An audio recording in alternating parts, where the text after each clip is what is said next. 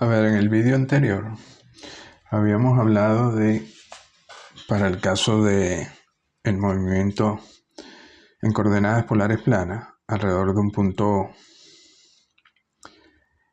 bajo el efecto de la acción de la gravedad.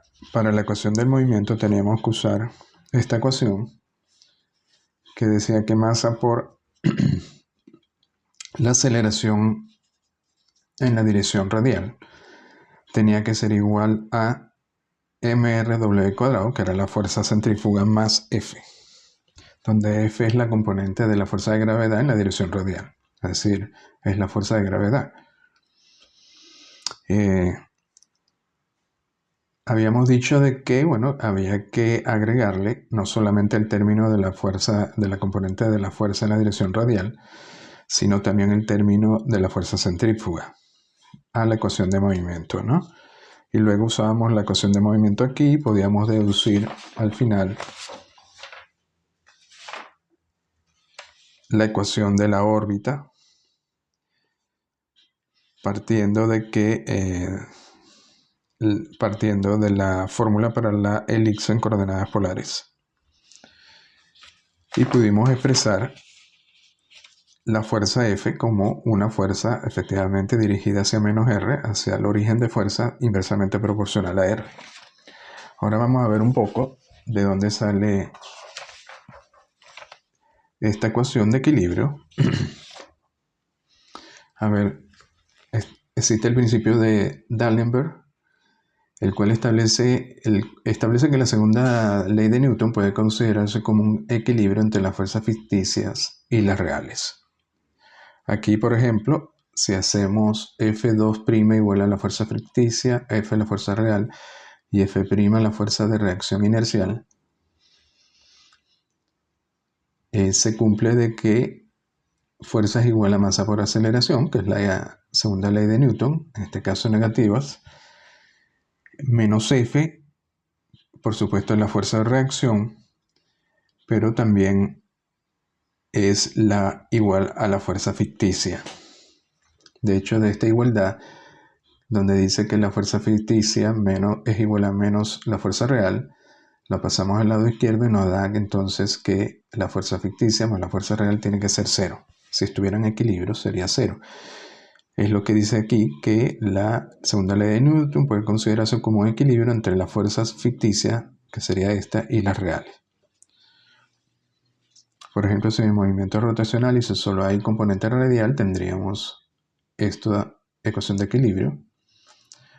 La componente de la fuerza en la dirección radial más la fuerza ficticia, en este caso no sería cero, sino masa por aceleración en la dirección radial, derivada segunda R con respecto a t. Esto siempre en un marco de referencia no inercial. Por ejemplo, si el movimiento es una circunferencia de radio r, sabemos que la derivada de r respecto a t tiene que ser cero. Esto nos daría cero, lo cual daría que la fuerza en la dirección r tiene que ser igual a menos la fuerza ficticia.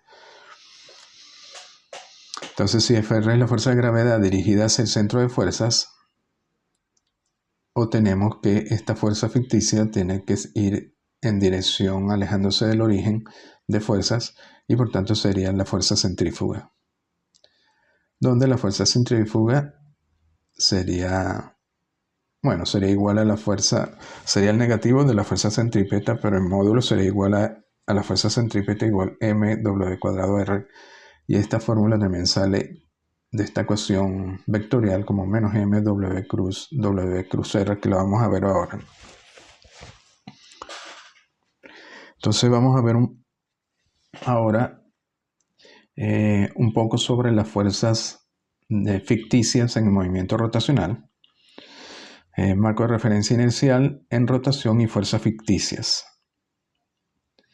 Marco de referencia inercial en rotación, es decir, no inercial, y fue la fuerza ficticia, ¿no? En un marco inercial sabemos que la fuerza es masa por aceleración. La aceleración en la componente radial sería derivada segunda R con respecto a t, donde R es el vector de posición. En un marco de referencia en rotación, es decir, si el marco de referencia está rotando, por ejemplo, si tenemos un planeta rotando alrededor el planeta Tierra rotando alrededor del Sol y ponemos el marco de referencia justamente en la Tierra, el marco de referencia en este caso estaría rotando y por tanto sería un marco de referencia no inercial. En este caso suponemos si la velocidad angular del marco de referencia es W, es decir, el marco de referencia está girando junto, en este caso a la Tierra, a una frecuencia angular W, y si P es una función vectorial, y si hacemos la derivada temporal en el tiempo, es decir, de P de T, entre corchete, sería la derivada de P respecto al marco, sería la derivada de P respecto al tiempo y en un marco de referencia en rotación. Para distinguir la derivada de P con respecto a T en un marco inercial de un marco de referencia en rotación se pone el corchete, ¿no? De P de T, bueno, sería la derivada de P respecto al marco inercial, o derivada de P respecto a T en un marco inercial. Entonces, ¿qué ecuación se utiliza en este caso cuando el marco de referencia está girando? Tendríamos que la derivada temporal de P con respecto a T en un marco inercial tiene que ser la derivada de P con respecto a T en el marco no inercial, más el ajuste por el hecho de que el marco de referencia está girando, que sería igual a W cruz P. Por ejemplo, si P, esta función vectorial es la aceleración, por tanto es la derivada segunda de R con respecto a T, en un marco inercial, tendríamos que la aceleración sería la derivada segunda con respecto a T de R en un marco inercial, o la derivada con respecto a T de la derivada de R con respecto a T. Y fíjense que ahora tendríamos que calcular la derivada con respecto a T de la derivada del vector R con respecto a T. Pero esta derivada de R con respecto a T en un marco inicial tendríamos que aplicar la fórmula 10. Es decir, nos quedaría la derivada con respecto a T de este término de la derivada de R con respecto a T en un marco de rotación más W cruz el vector P, que en este caso sería R.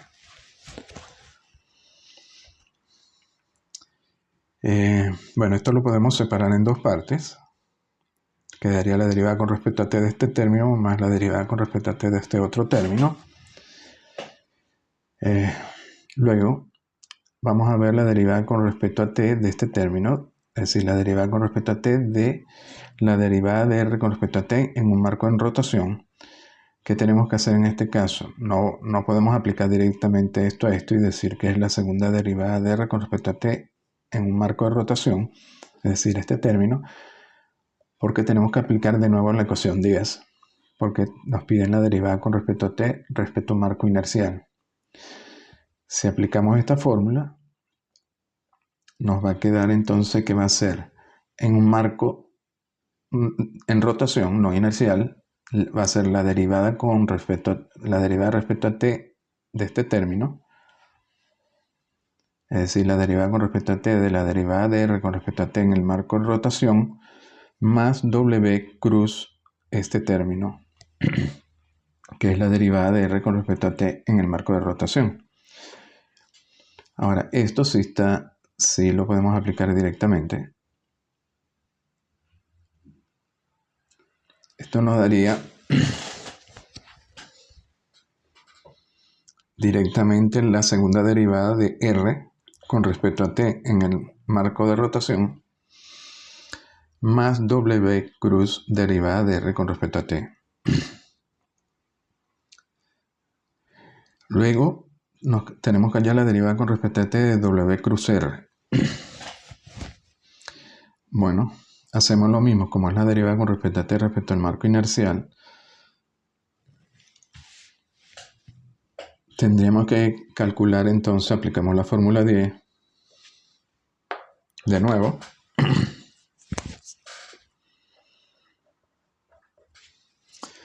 Nos quedaría en un marco en rotación la derivada con respecto a T de W cruz R más W cruz este término.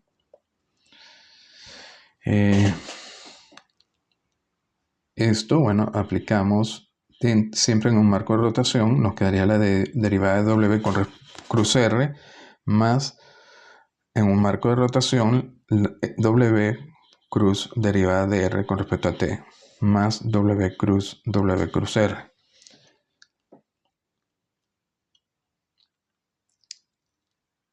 Y esto es directamente, esto que está en un marco de rotación es la derivada de W con respecto a T en un marco de rotación cruz R, porque aquí el hecho de que esté entre corchetes solo afecta el término que está derivado, ¿no? No afecta R. Más, igual acá, W cruz, la derivada de R con respecto a T, ahora en un marco de rotación, más este otro término. Y bueno, aquí tenemos la derivada de W con respecto a T. Bueno, si aplicamos la derivada de W con respecto a T en un marco inercial, aplicamos otra vez 10, nos quedaría la derivada de W con respecto a T en el marco de rotación más W cruz W, quedaría 0, es decir que esto es igual a esto. Este término es directamente dW de T. Entonces, esto nos quedaría igual a dW de T cruz R más W cruz derivada de R con respecto a T en el marco de rotación más este otro término. Y ahora lo que hay que hacer es sumar este término más este otro término. Fíjense que aquí hay un término repetido acá y acá. Y entonces nos daría la aceleración en un marco inercial como la más la aceleración en un marco en rotación, quedaría más dW con respecto a T cruz R más 2 veces W cruz dr de T en un marco de rotación más W cruz R. Por ejemplo, si el marco en un marco inercial, es decir, si el marco de referencia no está rotando, si hacemos W igual a 0, todos estos términos se van y nos da efectivamente que la aceleración es directamente derivada segunda de R con respecto a T. Ahora vamos a ver qué obtuvimos realmente aquí, ¿no? Bueno, hemos obtenido las fuerzas ficticias. De hecho, si multiplicamos esta ecuación por M, podemos obtener la ecuación de equilibrio. Nos dice masa por aceleración es masa derivada segunda de R con respecto a T, que es igual a F en un marco de referencia inercial, y eso es igual a m por este término más m por este más 2m por este más m por este. Fíjense que de aquí podemos despejar la fuerza en un marco de referencia no inercial, rotando, sería este término, pasando estos términos al lado izquierdo. Entonces nos quedaría f menos este término, menos este término, menos este término.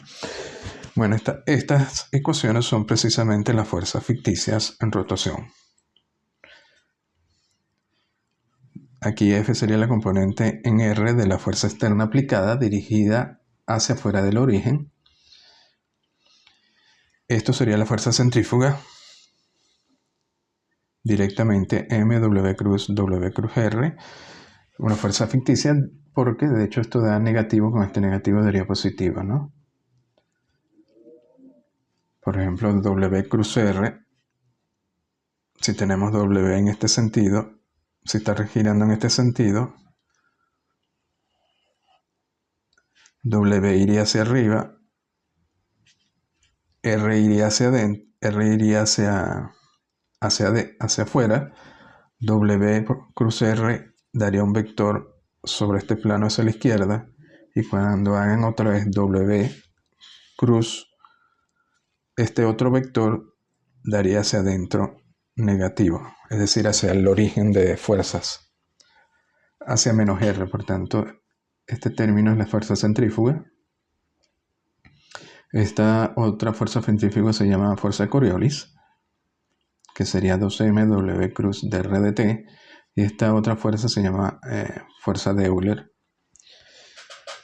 que es otro tipo de fuerza ficticia cuando estamos trabajando en rotación. Fíjense que la W depende del cambio de W con respecto a T. Si esto es 0 no aparece. La de Coriolis hay que tomar en cuenta depende de la velocidad del vector de posición o la velocidad de la partícula, pero en un marco de referencia no inercial. Sería W cruz este término, y la fuerza centrífuga que ya hemos utilizado en el problema anterior. Bueno, y eso se corresponde con la ecuación que habíamos utilizado anteriormente, que decía m derivada segunda de r con respecto a t es igual a f, más este término que daría mr w cuadrado, que sería la fuerza centrífuga. Bueno, por último vamos a que sirva como repaso cómo así calculamos la velocidad y la aceleración en coordenadas polares de un objeto que se mueve en una trayectoria curva en un plano, en este caso en el plano XY. A ver, tenemos esta curva, que es una curva R de t. Se define un origen de fuerza F0. Se define el vector R dirigido del origen a al punto donde se encuentra la partícula que se mueve sobre la curva. En este momento se encontraría aquí. Este sería el vector de posición R, el ángulo θ, porque estamos trabajando en coordenadas polares. Este θ se corresponde con este ángulo sería 90 menos θ. Este sería el vector unitario en la dirección R, y el vector unitario en la dirección θ, como θ crece en este sentido, sentido contrario a las agujas del reloj, iría en esta dirección perpendicular a R. Entonces, si este ángulo es θ, esto es 90, este ángulo tiene que ser 90 menos θ. Bueno, aquí, como hallamos R lo hallamos, en este caso vamos a hallar primero el vector unitario R, proyectándolo sobre el eje X y el eje Y, con el ángulo θ, es directo, sería coseno de θ en la dirección Y más seno de θ en la dirección J. El vector unitario θ también iría en la dirección menos I, sería el coseno de este ángulo, 90 menos θ, o menos I seno de θ, y aquí iría en la dirección positiva J, pero sería por el seno de 90 menos θ, que es coseno de θ.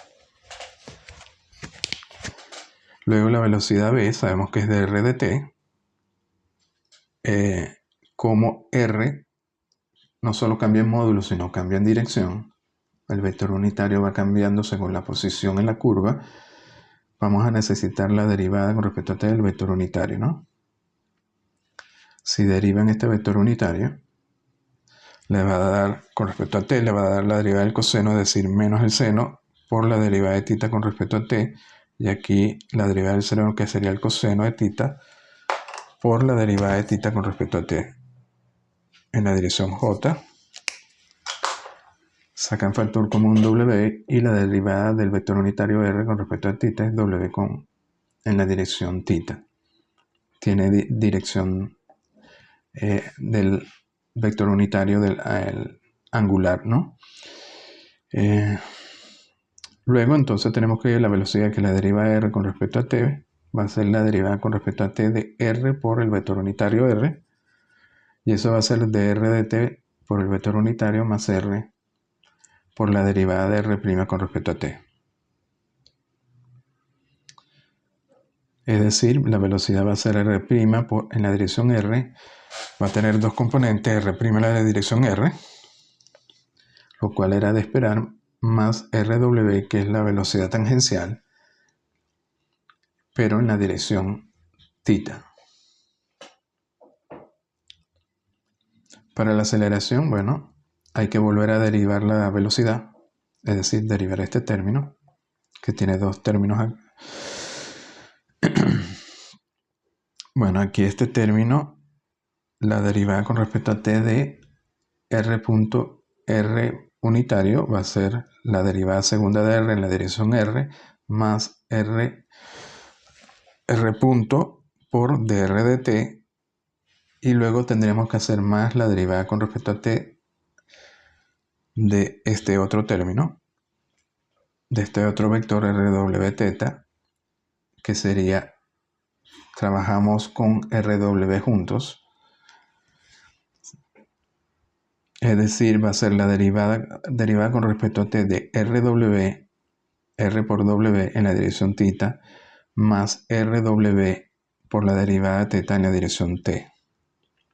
Ahora vamos a necesitar la derivada de θ con respecto a t, teniendo θ esta dirección.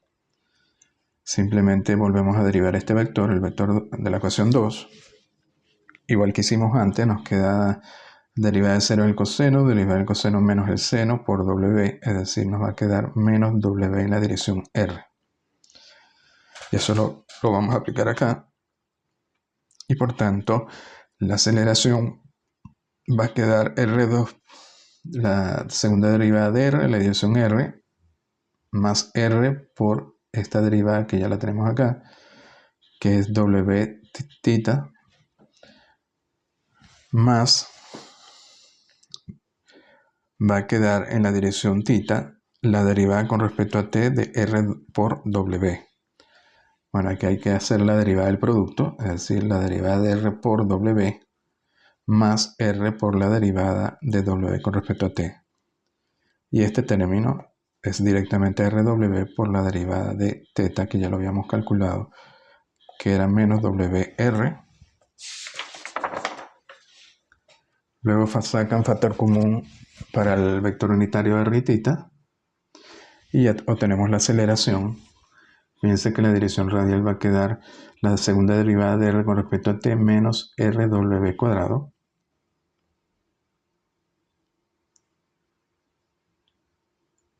En la dirección R. Y en la dirección θ quedaría 2RW más R alfa, donde alfa es la derivada de W con respecto a esta es la aceleración angular. En la dirección θ.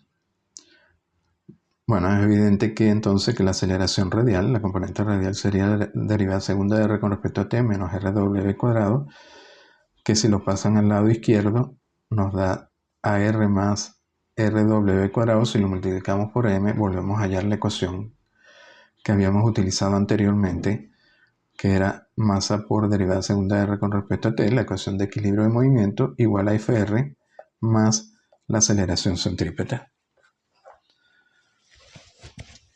Entonces, bueno, fíjense que esas fuerzas ficticias aparecen porque los vectores unitarios cambian, o porque también el vector, la velocidad angular cambia con respecto al tiempo.